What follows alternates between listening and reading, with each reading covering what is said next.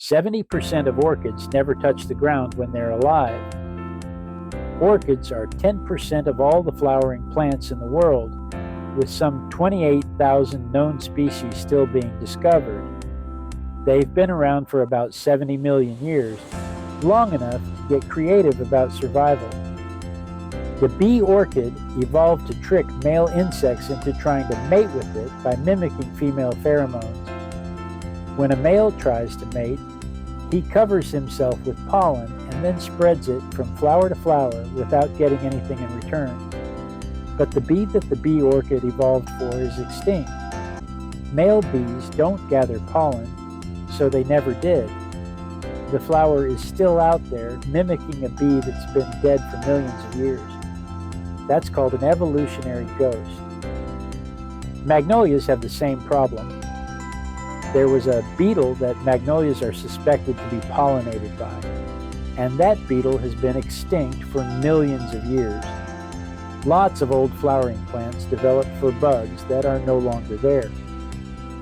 An estimated 70% of orchids are epiphytes, which means they grow in the canopy with roots exposed, gathering moisture from the mist instead of pulling water from soil.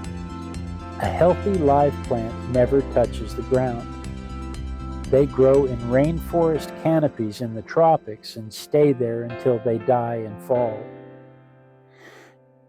Darwin looked at one orchid with a long, thin nectar tube.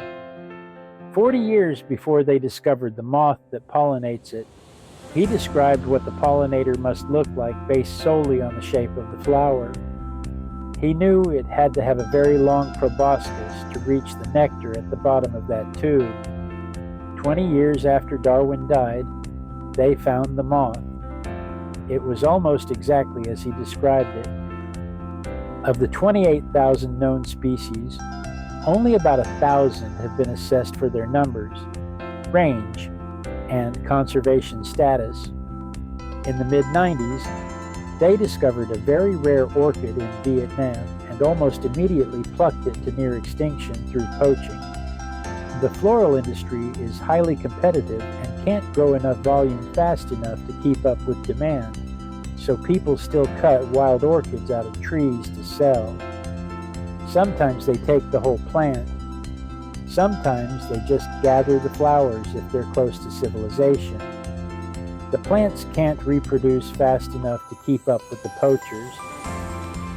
Out of the illegal plant trade worldwide, orchids make up easily 70%, but enforcing the laws against it is nearly impossible. Once somebody shows up with a plant, how do you know if they bought it legitimately or poached it? You can't. All they have is a plant and a story. Maybe they bought it at the market. Maybe they didn't. It's hard to police that.